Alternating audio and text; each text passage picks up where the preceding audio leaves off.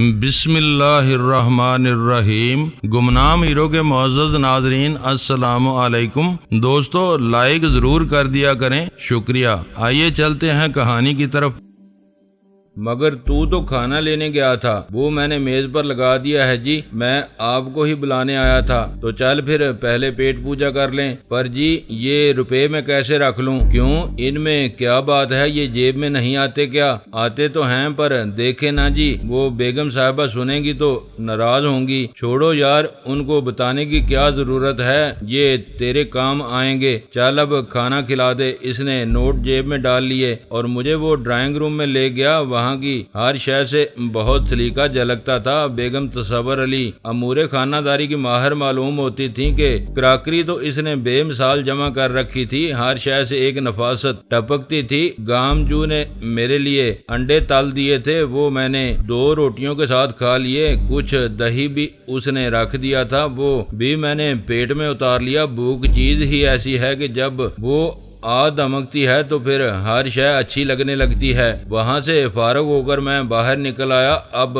میرا وہاں ٹھہرنا کسی بھی طرح مفید نہیں تھا، دیر بہت ہو چکی تھی اور وہ لوگ پتہ نہیں کہاں سے کہاں جا پہنچے تھے جن کا میں کھرا ناپ رہا تھا۔ میں نے گاڑی اسٹارٹ کی تو گام حیران رہ گیا، بولا یہ تو آپ کہتے تھے خراب ہو گئی ہے، اب تو چل ہی پڑی ہے۔ اچھا بھائی، خدا حافظ، میں جیسے ہی موقع ملا پھر آؤں گا، بیگم صاحبہ سے میرا سلام کہہ دینا۔ یہ کہہ کر میں کار کو باہر سڑک پر لے آیا۔ دیکھنا مجھے یہ تھا کہ عرفان کا گھر، جو مجھے اس وقت بالکل ہی خالی نظر آتا تھا، کیا واقعی خالی تھا؟ میں نے کار کا رخ پھر لال کرتی کی طرف موڑ دیا۔ میرا اندازہ صحیح نکلا۔ جب میں اس مکان تک پہنچا تو وہاں مجھے دروازے پر ایک بڑا سا تالا نظر آیا۔ وہ لوگ واقعی وہاں سے جا چکے تھے۔ میں نے اس کے ساتھ والے مکان پر دستک دی تو وہی بڑھیا باہر نکلی جس کی آواز میں چھت پر سن چکا تھا۔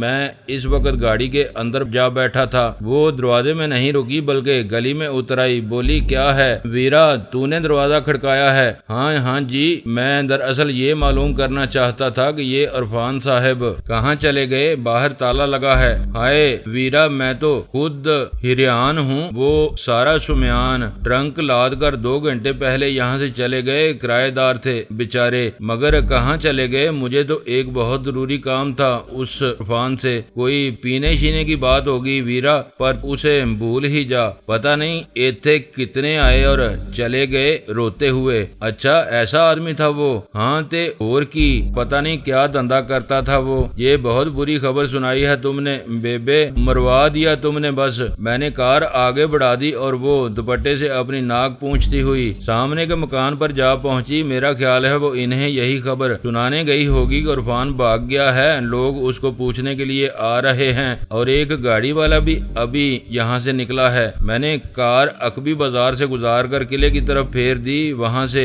راستہ جہلم روڈ کو نکلتا تھا، یہاں سے میں سیدھا جلسے کا رخ کر سکتا تھا، مگر وہاں جانے سے پہلے میں صدر جا پہنچا اور اپنا حلیہ تبدیل کرنے کے لیے میں نے عمدہ قسم کی ریڈی میڈ شیروانی اور کئی جوڑے خرید لیے، انہیں وہیں پہن کر میں چل دیا۔ دیر بہت ہو گئی تھی، سہ پہر کے 3:30 بج چکے تھے، مجھے فوراً ہی چک کھرانا پہنچنا چاہیے تھا۔ پتہ نہیں وہاں حالات کیا سے کیا ہو جائیں، کچھ بھی تو نہیں کہا جا سکتا تھا۔ ذہن میرا ایک ہی نقطے پر مرکوز تھا، کسی نہ کسی طرح خدا کرے بڑے صاحب وہاں نہ پہنچے ہوں، اگر وہ وہاں جا ہی پہنچے ہیں تو خدا کرے کوئی ایسی بات ہو جائے کہ وہ جلسہ منعقد نہ کر سکیں، مگر یہ میری خام خیالی تھی۔ پروگرام ان کا بالکل واضح تھا اور اس کے مطابق ہی ان تلنگوں نے بھی منصوبہ بنا لیا تھا اور میں اسے ہر حال میں ناکام بنا دینا چاہتا تھا، مگر مجھے ابھی حالات کا اندازہ ہی نہیں تھا اور میں نہیں جانتا تھا کہ وہ لوگ کیا کریں گے۔ اتنا مجھے معلوم تھا کہ وہ کوئی ماہر نشانہ باز اپنے ساتھ لے کر نہیں گئے تھے، وہ کوئی اور ہی پھڈا تیار کر رہے تھے، ورنہ مجھے معلوم ہو جاتا کہ ان کے 4 آدمیوں کو میں دیکھ چکا تھا۔ وہ تو مجھے کوئی اہم لوگ نظر نہیں آتے تھے۔ واردات کے لیے ان کا طریقہ کار بالکل ہی مختلف ہوگا اور ابھی مجھے یہ معلوم کرنا تھا کہ وہ کرتے کیا ہیں۔ گاڑی میں نے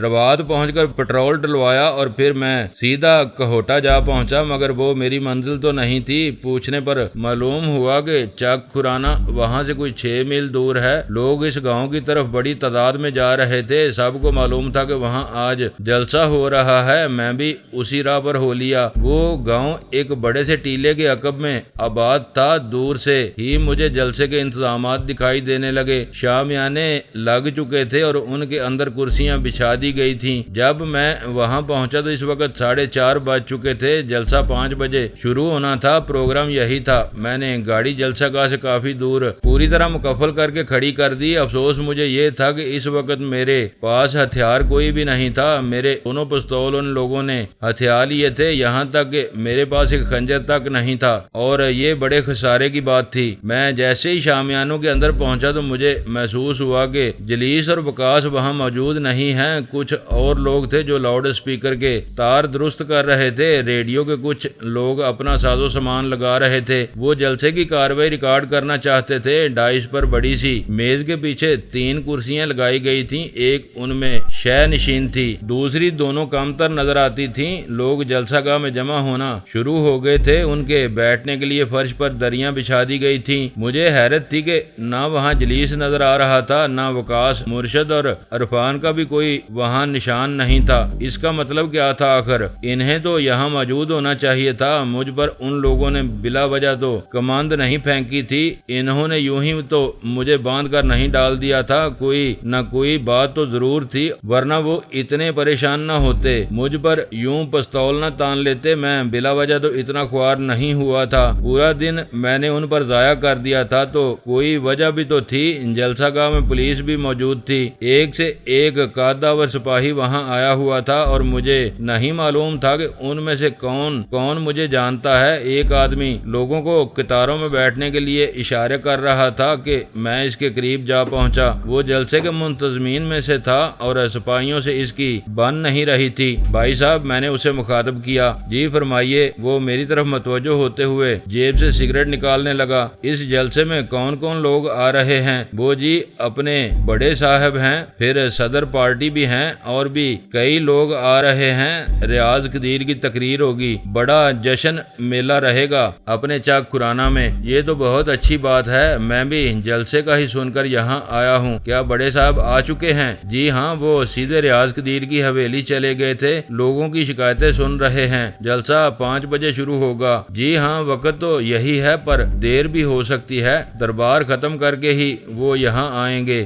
آپ تشریف رکھیں، میرا خیال ہے کاروائی 5 بجے شروع ہو جائے گی۔ ٹھیک ہے، میں ذرا قدیر صاحب سے مل لوں، کچھ کام ہے مجھے ان سے۔ یہ کہہ کر میں شامیانوں سے باہر نکل آیا اور گاؤں کی طرف چل دیا۔ گاڑی میں نے وہیں رہنے دی، اور بھی کئی لوگوں کی کاریں وہاں موجود تھیں جو میرے بعد وہاں آ ٹھہری تھیں، اور ان کے ڈرائیور ان کے پاس ہی کھڑے تھے۔ ریاض قدیر کی حویلی دور ہی سے پہچانی جاتی تھی۔ میں کسی سے پوچھے بغیر وہاں جا پہنچا۔ دروازے کے اندر باہر سپاہی موجود تھے، اور وہ ہر ایک پر کڑی نظر رکھتے تھے۔ ایسے موقعوں پر پولیس کچھ زیادہ ہی چوکس ہو جاتی ہے۔ ان میں کئی انسپیکٹر بھی تھے اور سب انسپیکٹر بھی، مگر شاید ان میں سے کوئی بھی براہ راست مجھے نہیں جانتا تھا۔ یہ اچھا تھا کہ میں نے اس روز لباس تبدیل کر لیا تھا، اور وہ ہلکے موتیے رنگ کی شیروانی دوسروں کو متاثر کرتی تھی۔ جوتے بھی میں نے بدل لیے تھے۔ اگر میں اس لباس میں وہاں جا پہنچتا جس میں عرفان کی اسیری میں تھا تو نتیجہ اچھا نہ نکلتا، وہ مجھے وہیں روک لیتے، مگر اب مجھے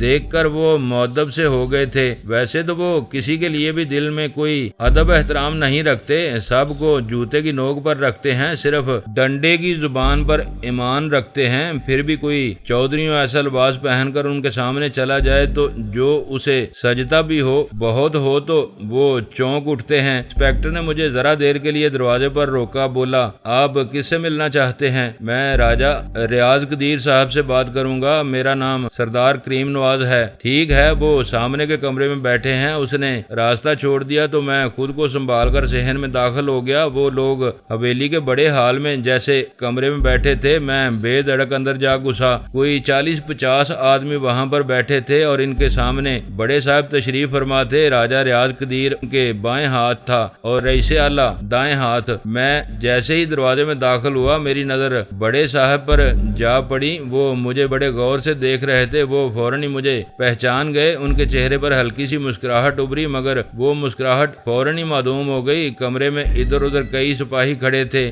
اور ہر حرکت پر وہ نگاہ رکھ رہے تھے۔ میں نے سے اپنی نظریں چھڑائیں اور کرسیوں کی اگلی قطار تک جا پہنچا۔ وہاں بائیں ہاتھ 2 کرسیاں خالی تھیں، ایک پر میں جا بیٹھا۔ اس وقت رئیس اعلیٰ صاحب ایک آدمی سے مخاطب تھے۔ اس نے کوئی درخواست ان کے ہاتھ میں دے رکھی تھی اور رئیس اعلیٰ اپنے سیکرٹری کو کچھ سمجھا رہے تھے۔ میں جب بیٹھ چکا تو بڑے صاحب نے پھر مجھے بڑے غور سے دیکھا۔ یوں لگتا تھا جیسے وہ پوچھ رہے ہوں، میاں تم ادھر کیسے آ گئے؟ ان کو یوں اپنی طرف متوجہ دیکھ کر میں بھی مسکرا دیا تو انہوں نے منہ دوسری طرف پھیر لیا۔ ابھی چند ہی لمحے گزرے تھے کہ انہوں نے اپنے قریب کھڑے ایک انسپیکٹر کو اپنے پاس بلایا۔ وہ فوراً ہی بہت زیادہ مؤدب ہو کر ان کے قریب جا ٹھہرا اور جھک کر ان کی بات سننے لگا۔ چند ثانیوں تک وہ اس سے کچھ کہتے رہے اور پھر رئیس اعلیٰ کی طرف متوجہ ہو گئے۔ ابھی کوئی 5 ہی منٹ گزرے تھے کہ وہ انسپیکٹر گھوم کر میری طرف لپکا اور اگلی قطار تک آ پہنچا۔ دربار کی کارروائی جاری تھی۔ ایک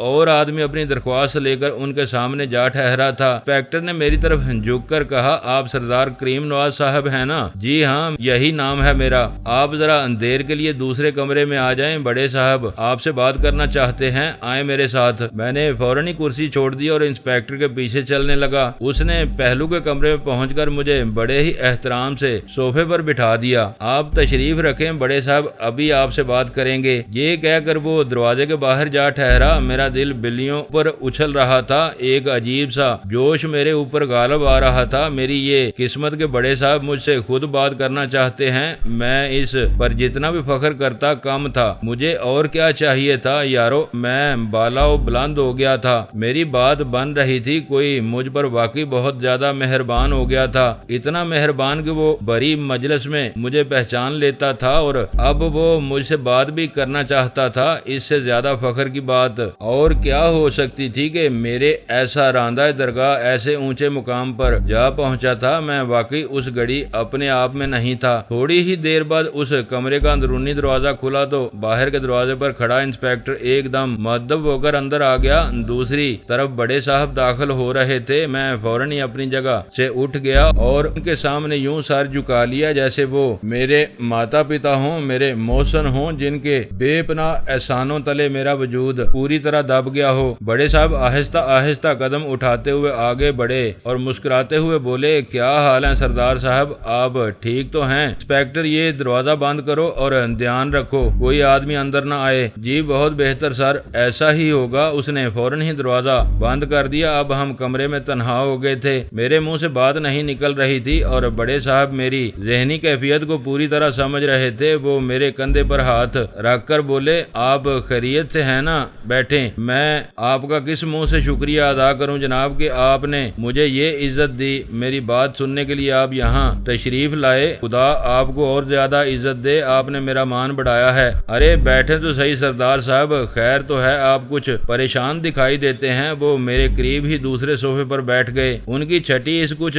زیادہ ہی بیدار تھی اور مردم شناسی میں ان کا کوئی جواب نہیں تھا۔ وہ میرے چہرے پر لکھے پیغام کو شاید پہلے ہی پڑھ چکے تھے۔ سرگوشی میں بولے، آخر ایسی کیا بات ہے؟ میرا خیال ہے آپ کوئی اچھی خبر نہیں لائے ہیں۔ میں ان کے اور زیادہ قریب ہو گیا تاکہ میں ان کے کان میں بات کہہ سکوں۔ میری اطلاع یہ ہے جناب کہ آپ کے دشمن اس جلسے میں آپ پر کاری وار کریں گے اور میں آپ کو خبردار کرنے آیا ہوں۔ آپ براہ کرم اس جلسے میں شریک نہ ہوں۔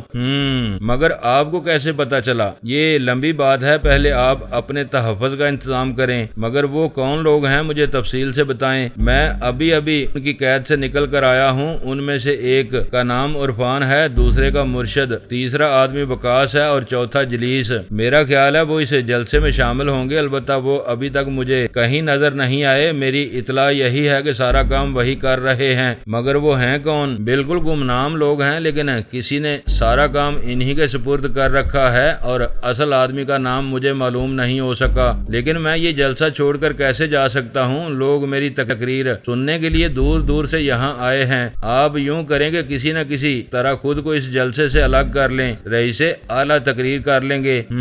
ٹھیک ہے، ان لوگوں کو آپ پہچانتے ہیں مگر وہ جلسے میں موجود نہیں ہیں۔ وہ کچھ سوچتے ہوئے بولے، جی ہاں وہ کہیں بھی نہیں ہیں۔ بہت بہتر، آپ بے فکر رہیں، آپ مجھ سے دوسری ملاقات رات 8 بجے کریں گے۔ یہ کہہ کر وہ اسی وقت اٹھ گئے، مگر ان کے چہرے سے کسی قسم کا تردد نمایاں نہیں ہو رہا تھا۔ بولے آپ جلسہ گاہ میں چلیے، میں دیکھتا ہوں کہ کیا ہو سکتا ہے، وہ کسی بھی جگہ نظر آ جائیں تو پولیس کو بتا دیں۔ یہ کہہ کر وہ عقبی دروازے سے دوسری طرف نکل گئے اور میں سامنے کا دروازہ کھول کر صحن میں جا پہنچا۔ انسپیکٹر ابھی تک وہاں کھڑا تھا، مگر ذرا ہٹ کر مجھے باہر جاتے دیکھ کر وہ تیزی سے کمرے میں جا گھسا اور میں باہر نکل آیا۔ میں جب دوبارہ جلسہ گاہ پہنچا تو اس وقت بھی مجھے ان لوگوں میں سے کوئی آدمی سامنے نظر نہیں آیا، اور یہ بڑی حیرت کی بات تھی۔ ٹھیک 5 بجے جلسے کی کارروائی شروع ہوئی۔ جلسہ گاہ میں بنے ڈائز پر رئیس اعلیٰ شہ نشین پر جا بیٹھے ریاض قدیر ان کے بائیں ہاتھ تھے، اور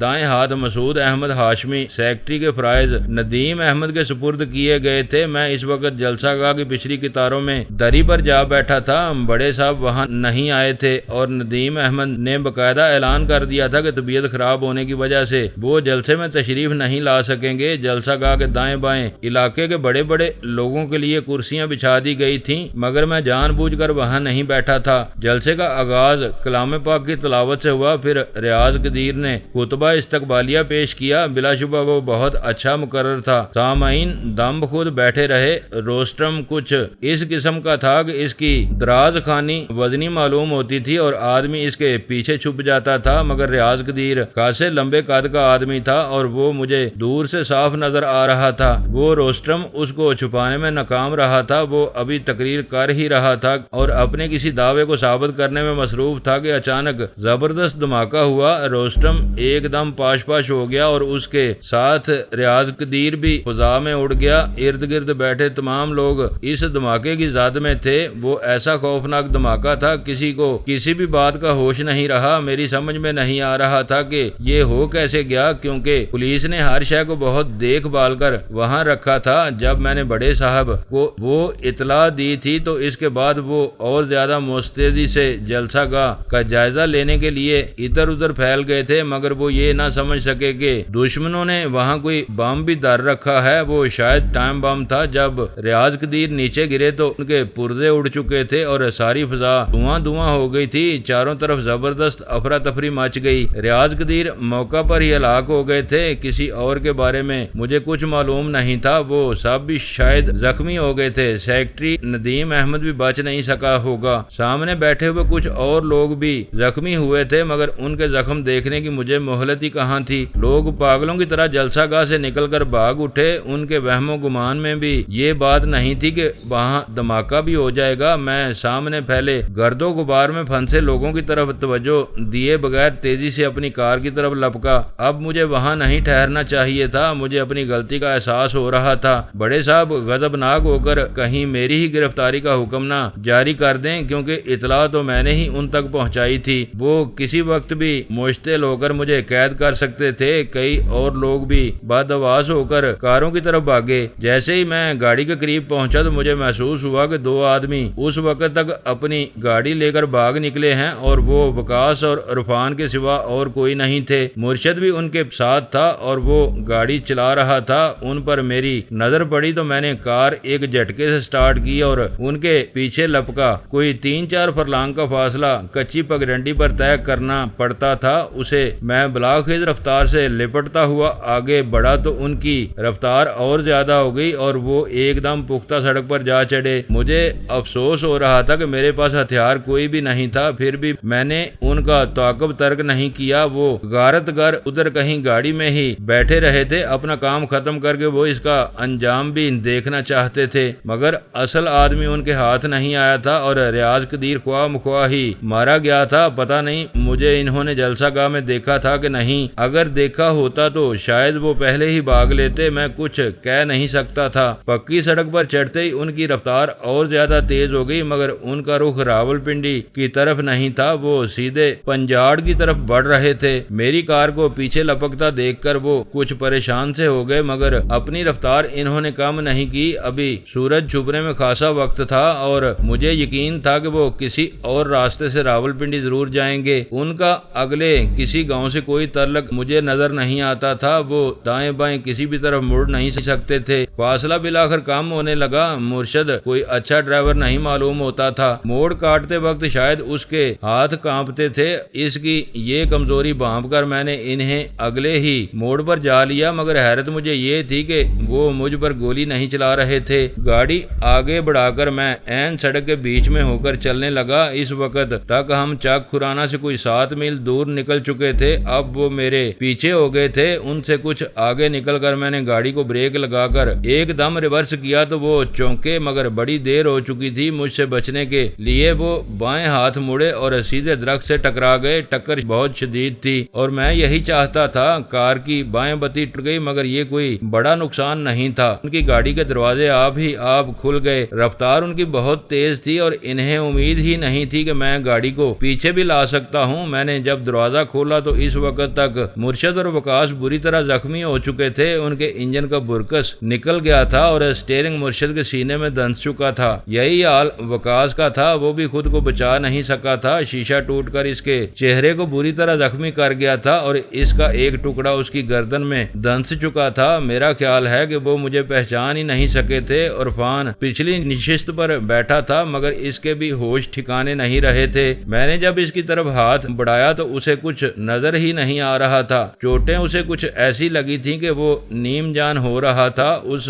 کو گاڑی سے کھینچ کر میں اپنی کار کی طرف لے گیا۔ سیٹ پر ڈال کر میں نے عرفان کی جب تلاشی لی تو اس کی جیب سے میرا پستول برآمد ہو گیا۔ کچھ رقم بھی اس کے پاس تھی، مگر میں نے اسے ہاتھ نہیں لگایا۔ اسے پچھلی سیٹ پر ڈال کر میں نے وقاص کو باہر کھینچا، مگر اس کا دم برابر ہو چکا تھا۔ گلے میں لگے شیشے کے ٹکڑے نے اس کا خاتمہ کر دیا تھا اور مرشد تو کسی بھی طرح وہاں سے اٹھا لینے کے قابل نہیں رہ گیا تھا۔ ان کو وہیں چھوڑ کر میں اپنی کار میں جا بیٹھا۔ سورج کچھ زیادہ ہی آگے نکل گیا تھا۔ میں نے عرفان پر ایک نظر ڈالی اور گاڑی کو ٹاپ گیئر میں ڈال کر راولپنڈی کی طرف چل دیا۔ پھر میں نے اپنا ارادہ بدل دیا۔ ڈر مجھے یہ تھا کہ وہ لوگ سڑک کی ناکہ بندی کر چکے ہوں گے۔ پتہ نہیں اس فساد نے کیا صورت اختیار کر لی ہو۔ میں کس کس سے کہتا پھروں گا کہ میں بڑے صاحب کا دوست ہوں اور انہی کے دشمنوں کے پیچھے بھاگ رہا ہوں۔ میں نے کچھ آگے نکل کر کار کو پنجاڑ کی طرف موڑ دیا۔ وہ رات مجھے کسی اور جگہ گزار لینی چاہیے تھی۔ ان لوگوں کے سامنے جانے میں سراسر نقصان تھا۔ وہ بہت بھڑکے ہوئے ہوں گے، ان سے مجھے کوئی فائدہ پہنچنے کی بجائے زبردست خسارے کی صورت دیکھنی پڑے گی۔ سب سے پہلا شک تو وہ مجھ پر ہی کریں گے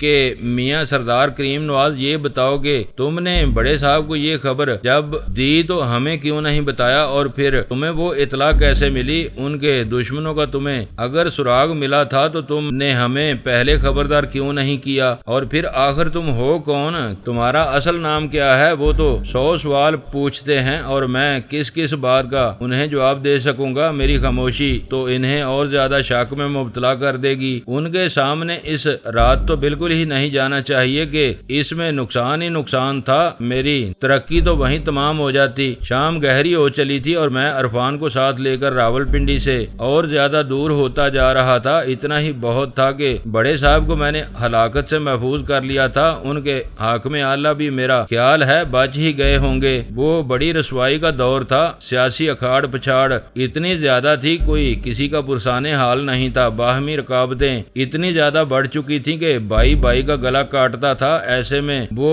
شہدے بڑے صاحب کو یوں ہی روا روی میں مار کر پھینک دیتے تو دوسرے ہی دن کوئی اور آدمی الحمدللہ کہتا ہوا ان کی گدی سنبھال لیتا اور ان کا نام صرف اس لوح پر محفوظ رہ جاتا جس پر گزرے ہوئے وقت کا نام لکھا جاتا ہے۔ اور بس اگر وہ لوگ اس روز کامیاب ہو جاتے، اپنی سازش کو بروئے کار لے آتے، تو پھر میں بھی شاید ہمیشہ کے لیے اپنی نگاہ میں شرمندہ اور ذلیل ہو کر رہ جاتا۔ میرا وہ دن ضائع نہیں گیا تھا، مگر اس کا کوئی انعام مجھے شاید ہی مل سکے کہ میں اپنی بے تدبیری سے بڑے صاحب کو اپنے بارے میں بھی اشتباہ میں ڈال آیا تھا اور انہیں بعد کے واقعات دیکھ کر یہی سوجا ہوگا۔ غلام جیلانی بھی اس سازش میں باقاعدہ شریک تھا۔ پھر کسی اپنے ہی مقصد کے لیے وہ وعدہ معاف گواہ بن کر سامنے آ گیا۔ اندازہ میرا یہی تھا اور میں اسی سے بچنے کے لیے کوئی خاص تدبیر سوچ رہا تھا، مگر صورتحال میرے حق میں نہیں تھی، ہرگز بھی نہیں تھی۔ عرفان کی حالت کچھ زیادہ ہی خراب تھی۔ حادثے نے اسے بھی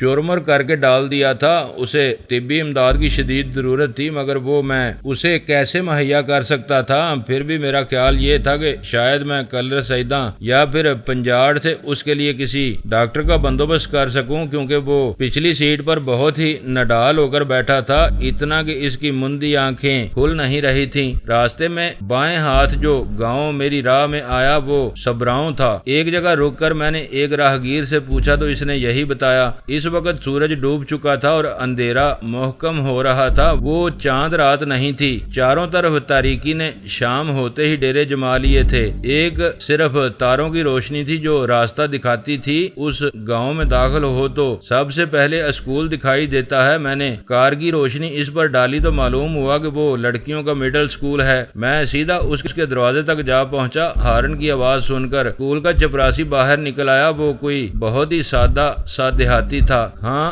اتنی تمیز اسے ضرور تھی کہ جب کوئی گاڑی والا دستک دے تو آدمی کو اپنی کلگی تھوڑی سی جھکا لینی چاہیے۔ اس کے منہ میں لقمہ تھا جسے نگل کر وہ کار کے پاس آ گیا اور مجھے سلام کرنے لگا۔ اس کے سلام کا جواب دے کر میں نے کہا، تم کیا کرتے ہو بھائی؟ یہاں کیا نام ہے تمہارا؟ جی میرا نام محمد صادق ہے اور میں چپراسی ہوں، اس اسکول کا چپراسی۔ کوئی محکمہ جنگلات کا یا کوئی اور ریسٹ ہاؤس ہے یہاں؟ ہے جناب، بالکل ہے، مگر آپ کو دوسرے راستے سے جانا ہوگا۔ کیا تم میرے ساتھ آ سکتے ہو؟ مجھے راستہ معلوم نہیں ہے۔ جی کیوں نہیں، بس ذرا ٹھہرے، میں لالٹن لے لوں، میں آپ کے ساتھ چلتا ہوں۔ ٹھیک ہے، لالٹن لے لو ورنہ واپسی پر تمہیں پریشانی ہوگی۔ میں نے اپنا سر پشت سے لگاتے ہوئے کہا، میں بہت تھک گیا تھا، اتنا کہ اب آگے چلنے کی ہمت ہی نہیں رہ گئی تھی۔ کوئی کہاں تک ایسی کلفتیں سہ سکتا ہے یارو، کوئی حد بھی تو ہوتی ہوگی، مگر میری اذیتیں ختم نہیں ہو رہی تھیں۔ میں ڈھیر ساری رقم لے کر ان لوگوں کی طرف جا رہا تھا کہ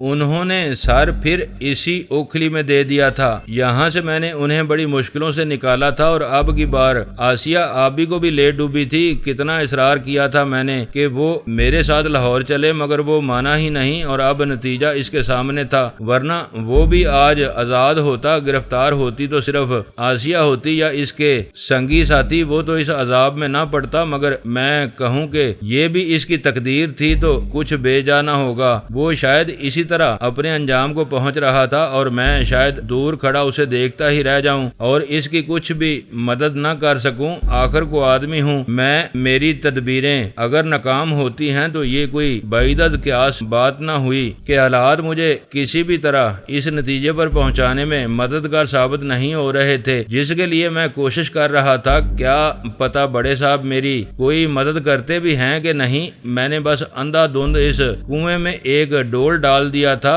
اب اس میں سے کوئی میری آرزو کا یوسف باہر آتا تھا کہ کوئی پتھر، یہ تو میں نہیں جانتا تھا، مگر ابھی جو کچھ میں وہاں جلسے میں دیکھ آیا تھا اس سے تو مجھے کسی بلائی کی امید نظر نہیں آتی تھی۔ اتنے محمد صادق لالٹن اور لاٹھی اٹھائے باہر آ گیا۔ اس کا کتا بھی اس کے پیچھے تھا۔ یار اس کتے کو ہم کہاں رکھیں گے؟ اس کو کار میں ڈال کر سنبھال سکوں گے؟ جی ہاں یہ تو میں کر سکتا ہوں، بس ٹھیک ہے دوسری طرف سے اندر بیٹھ جاؤ۔ اس نے کتے کو چمکار کر گود میں اٹھایا اور اگلی نشست پر بیٹھ گیا۔ وہ کوئی ادیڑ عمر آدمی تھا مگر صحت اس کی بہت اچھی تھی۔ میرا خیال ہے میں نے تمہیں کھانا بھی نہیں کھانے دیا۔ کوئی بات نہیں جی، میں واپس آ کر کھا لوں گا۔ گھر والی سے میں کہہ آیا ہوں کہ وہ روٹی لپیٹ دے، آپ کی خدمت تو میرا فرض ہے نا جی۔ پھر وہ عرفان کی طرف دیکھنے لگا جو سیٹ پر نیم بے ہوش پڑا تھا۔ کدھر سے چلنا ہے؟ یہ میرے ساتھی ہیں، راستے میں حادثہ ہو گیا تھا جس کی وجہ سے ان کی حالت ٹھیک نہیں رہی۔ اللہ رحم کرے، ویسے راستہ زیادہ دور نہیں ہے، ذرا بائیں ہاتھ چلیں، جنگلات کا ریسٹ ہاؤس گاؤں کے پیچھے ہے۔ پہاڑی کی طرف آپ نے انہیں کسی ڈاکٹر کو دکھایا ہوتا۔ ڈاکٹر یہاں کہاں ملتا ہے؟ پریشان ہو کر میں ادھر آ گیا ہوں۔ اس کے کہنے کے مطابق میں نے کار دوسری سمت موڑ دی اور پھر ہم اس راستے پر جا چڑھے جو ریسٹ ہاؤس کو جاتا تھا۔ جتنا راستہ اوپر جاتا تھا اس بات کا خیال رکھا گیا تھا کہ ڈرائیور کو کسی جگہ کوئی دقت پیش نہ آئے۔ کئی مقامات پر راستے میں پتھروں کی سڑک ڈال دی گئی تھی تاکہ راستہ ہموار رہے۔ دونوں طرف گھنا جنگل تھا اور وہ پگڈنڈی یہ احساس دلاتی تھی کہ وہ کسی بڑی ہی پرفضا جگہ تک آدمی کی رہنمائی کرتی ہے۔ محمد صادق کا کتا سہما سہما سا بیٹھا تھا، شاید اسے کار کی سواری نے پریشان کر دیا تھا۔ کوئی 2-2.5 میل چلنے کے بعد مجھے ایک عمارت دکھائی دی جس کے گیٹ کے دائیں ہاتھ ایک لالٹین روشن تھی۔ یہ ریسٹ ہاؤس ہے جناب، آپ بے فکر ہو کر چلیں، اس کا چوکیدار گلاب خان میرا واقف ہے۔ محمد صادق نے خوش ہو کر کہا، یہ تو بہت اچھی بات ہے، ہو سکتا ہے کہ کوئی اور آدمی بھی ریسٹ ہاؤس میں موجود ہو، کوئی جنگلات کا افسر ادھر۔ ہاں جی یہ تو ان کا گھر ہے، وہ جب بھی چاہیں آ سکتے ہیں، بڑے عیش کرتے ہیں وہ یہاں، مرغے شرغے تو عام ہی چلتے ہیں یہاں، بھلے لوگ ہوتے ہیں یہ جنگلات والے۔ کسی سے ملے ہو کبھی؟ کئی ایک سے ملا ہوں جناب جی، بڑے سخی لوگ ہوتے ہیں، 2-4 روپے مجھے بھی دے ہی جاتے ہیں، کوئی آتا ہے تو گلاب خان سیدھا میرے پاس چلا آتا ہے، راشن پانی انہیں میں ہی سپلائی کرتا ہوں۔ وہ اشارہ کر رہا تھا کہ مجھ پر بھی اس کا حق بنتا ہے۔ ریسٹ ہاؤس کا چوکیدار گلاب خان بوڑھا آدمی تھا، وہ اس وقت صحن میں کھڑا تھا، اس نے فوراً ہی گیٹ کھول دیا۔ اوے گلاب خان صاحب جی کے لیے کمرہ کھول دو بھائی، ان کے ساتھی بیمار ہیں، راستے میں حادثہ ہو گیا تھا۔ اللہ خیر کرے، کیا یہ محکمہ جنگلات میں کام کرتے ہیں؟ نہیں بھائی یہ بات نہیں ہے، ہم آپ کو کرایہ دے دیں گے، جتنا کہو، میرے ساتھی بہت بیمار ہیں۔ گلاب خان ہمارے لیے تمہیں کھانا بھی تیار کرنا ہوگا، ابھی تو زیادہ رات نہیں گزری ہے۔ میں نے کار سے نکلتے ہوئے کہا، صادق پہلے ہی کتے کو لے کر گاڑی سے اتر گیا تھا۔ گلاب خان نے بڑے غور سے مجھے دیکھا اور بولا، صاحب جی یہاں رہنے کے آپ کو 50 روپے دینے ہوں گے، کھانے کے پیسے الگ۔ اس کی تم فکر نہ کرو گلاب خان، یہ لو، یہ 100 روپے رکھ لو، ایک کمرہ کھول دو اور ہمارے لیے بہترین قسم کا کھانا تیار کرو۔ اس نے وہ نوٹ بڑے حریصانہ انداز میں پکڑا، اس کا چہرہ تمتما اٹھا تھا۔ مجھے یقین تھا کہ کسی غیر سرکاری آدمی کے رہنے کا کرایہ اتنا زیادہ ہرگز نہیں تھا، زیادہ سے زیادہ 10 روپے ہوگا یا حد سے حد 20 روپے، مگر وہ 50 مانگ رہا تھا اور سمجھتا تھا کہ وہ پھر بھی رعایت کر رہا ہے۔ مجھے اس کی بات مان لینے میں ہی عافیت نظر آئی۔ انہوں نے عرفان کو اٹھانے میں میری مدد کی اور ہم اسے لے کر کمرے میں چلے گئے۔ مجھے حیرت تھی کہ ریسٹ ہاؤس کا ماحول بہت ہی شاندار تھا۔ کمروں میں بڑے بڑے 2 پلنگ بچھے تھے جن پر فوم کے بستر لگا دیے گئے تھے، صوفے، کرسیاں، قالین اور عمدہ قسم کی سنگار میزیں ہر کمرے میں موجود تھیں اور بڑے کرینے سے سجائی گئی تھیں۔ زیادہ زور غسل خانوں میں لگے قد آدم آئینوں پر تھا۔ پتہ نہیں وہاں کون لوگ آتے تھے اور کیا کرتے تھے۔ گلاب خان کی حالت مجھے ٹھیک ہی لگتی تھی، اس کا لباس اجلا تھا اور انداز بہت ہی کاروباری۔ میں نے بھی سوچ لیا تھا کہ ٹھیک ہے بچے، تیری ہر فرمائش میں پوری کروں گا، مجھے تو وہاں 2-4 دن گزارنے ہی تھے۔ میں اتنی جلدی لوٹ کر راولپنڈی نہیں جانا چاہتا تھا، پتہ نہیں کیوں میرے دل میں بڑے وسوسے پیدا ہو رہے تھے۔ مجھے اپنی سلامتی مخدوش نظر آتی تھی، میری بھلائی کے کام میں بھی انہیں خرابیاں دکھائی دیتی تھیں۔ ایسے میں کس کو یقین دلاتا؟ میری نیت نیک تھی، میں کسی سازش میں ملوث نہیں تھا، مگر وہ سارے ہی مرحلے گزر چکے تھے۔ عرفان ابھی تک ہوش میں نہیں آیا تھا، اس کو میں نے بہت ٹھونک بجا کر دیکھا، مگر یہ معلوم نہیں ہو سکا کہ اسے چوٹ کہاں لگی ہے۔ میرا یہ خیال تھا کہ وہ صدمے کی وجہ سے بے ہوش ہو گیا ہے۔ وہ ابھی تک نڈال ہو رہا تھا، وہ کوئی اتنے سخت کینڈے کا آدمی نہیں تھا، کوئی بڑے صدمے اس نے شاید اٹھائے ہی نہیں تھے، ورنہ وہ اب تک ہوش میں آ چکا ہوتا۔ دوستو ویڈیو کو لائک ضرور کر دیا کریں۔ ISI پاک آرمی زندہ باد، پاکستان پائندہ باد۔ معزز ناظرین اپنا خیال رکھیے گا اور اپنے اس چینل کا بھی شکریہ۔